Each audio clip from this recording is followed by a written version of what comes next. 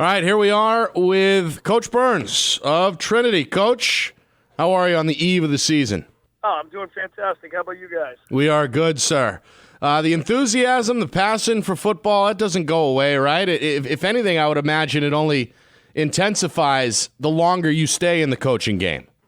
Some people talk about losing it, but it's nothing I've had to experience yet. I always get excited for, August 14th or August 12th, whatever it rolls around to be each year, and you start talking about, the Jamboree, and, you're only a week away from prime time, and, you always get excited with that stuff.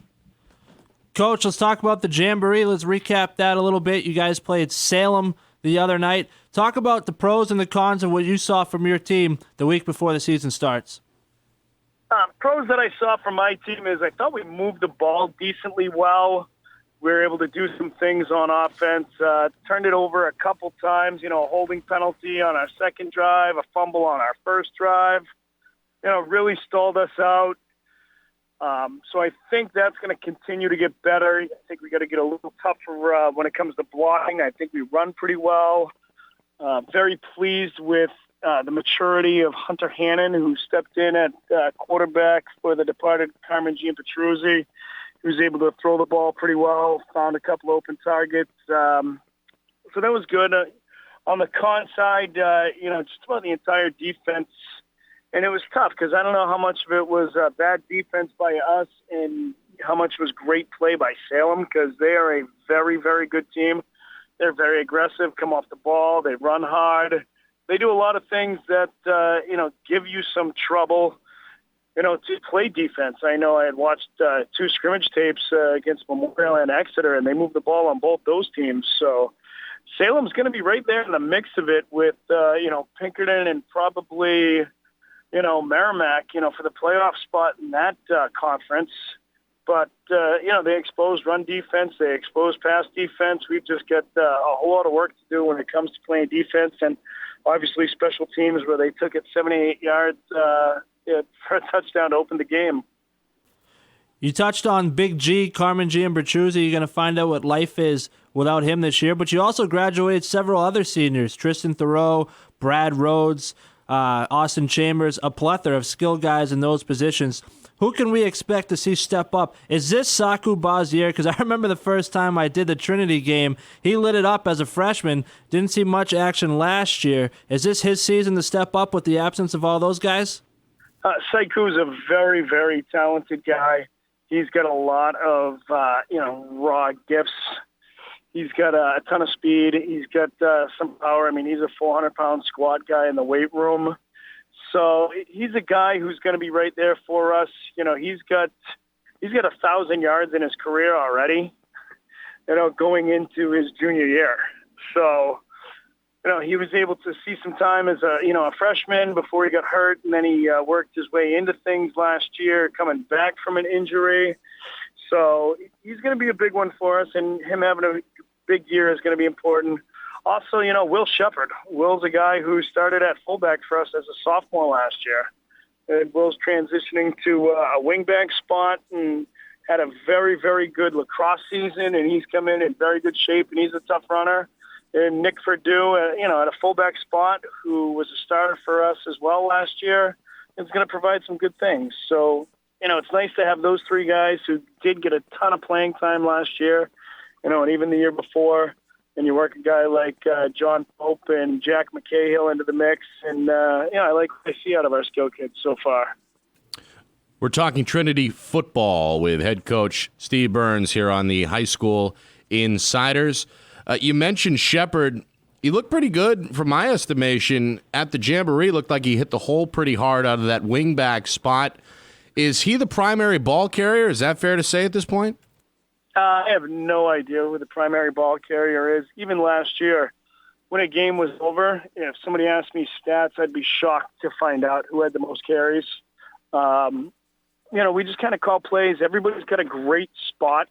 They can all block. They can all run. Even Nick Perdue, when we were running some wedges and traps against Timberlane, he broke a trap for about 60 yards from the fullback spot. So, I think, the importance of having all 3 of those guys being able to run the ball, is going to be big. Yeah, never a bad thing to have options. In addition to the loss of the seniors, you also lost a couple of linemen and a linebacker in the Beals brothers. Did that cause you to scramble at all, or did you already have depth in place so when they left to go to BG, you had guys who could step in and fill those gaps? When Matt and Ben transferred to BG, it was very, very late. I found out about it 24 hours before the season started. And we had gone through camp, and they had, taken up 4 varsity spots, in camp with Bishop Girton and Milford when we were over at the Hampshire Dome. So, it was kind of an unexpected event that happened. But the kids that we have been working very, very hard. We've had to, shuffle the deck a little bit. But, we've got some guys that, they put the team first. And, they're going to do whatever it takes to win.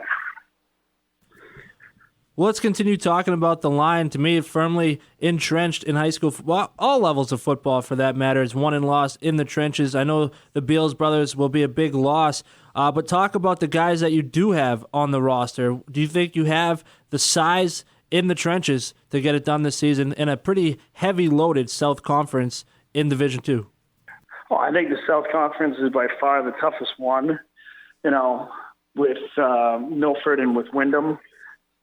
I know a lot of people are picking Wyndham to be, in the state championship game, possibly against St. Thomas. I know those two teams, are just fully loaded, and we see both those guys. As far as size, I think we're good. I think we're going to be fine there. We're working about probably 8 guys through 5 spots, so I think we're going to hold up all right and be a pretty good football team. Anything different game plan-wise, Coach? And again, we're speaking here with Steve Burns, Trinity head coach on the High School Insiders. Anything different wrinkle-wise this year from you or your staff? I don't think so. With as many new faces, we might have had to dial it back just a little bit to start.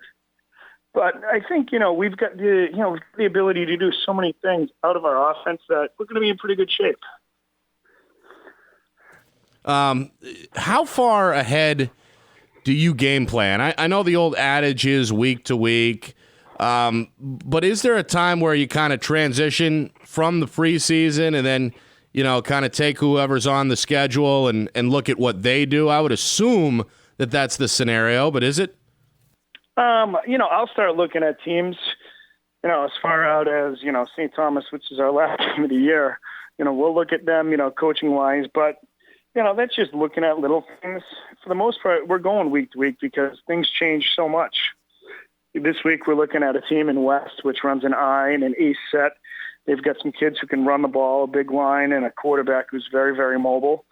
The following week, we're going to see a double-tight, double-wing team in Wyndham, who is loaded across the board, and, offensive, defensive lineman, and a stud quarterback. We'll get Plymouth, which is another double-tight team. We'll get a spread team in St. Thomas. So you really can't, look ahead too much because things are going to change so much week to week that you've just got to focus with what's going on. And right now, that's West High School for us. Now, Coach, last year and the year before, you guys had high expectations, championship expectations over there at Trinity. Do you approach this season any differently, knowing that you guys are a little bit under the radar? You mentioned Wyndham has those expectations this year, even Milford, another team from the South Conference. Do you prefer being under the radar, and do you approach it any differently going into the season that you did last year?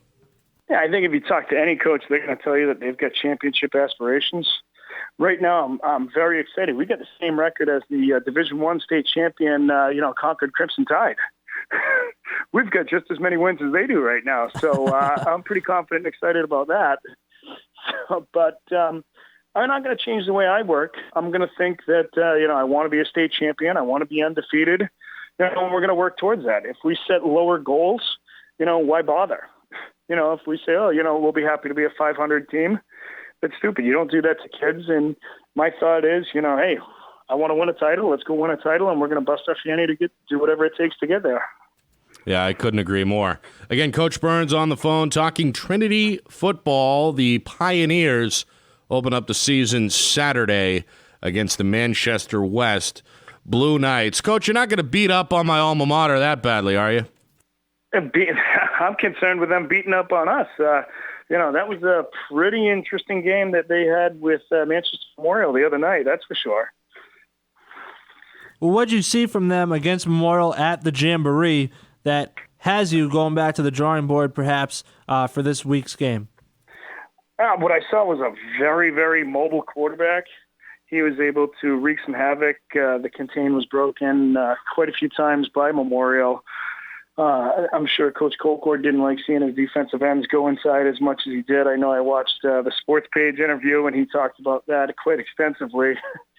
So if anything, I'll take a note from my good friend Pete, and I'll make sure that my defensive ends don't go inside this week. But, that kid can scramble everywhere. He's got a great arm. He's got some receivers who can go up and catch it. I don't know too many names just yet this early in the season, but number 32 is a great wide receiver and a great corner. He went up and he got a ball over a defender the other night. And those skill kids are good, and the linemen are big. Those linemen are real big. He's got some guys, that are probably about 260, 270, and they can push a pile. So, they're going to be a tough challenge on Saturday afternoon. I hope so. Coach, again, congratulations on getting married, I guess. Is this the second time around for you? Yeah, it's the second time around, but it's a great time. My wife is a wonderful woman. She's a beautiful woman. She understands football, and if I get stressed out, she just tells me to knock it off. To go do whatever you need to do, and I'll be here when you get home. So she's good. She understands everything, and she believes in everything that's going on. So I'm a very, very lucky man to have found her. So. Sounds like pasta dinners over at the Burns residence before the games, right?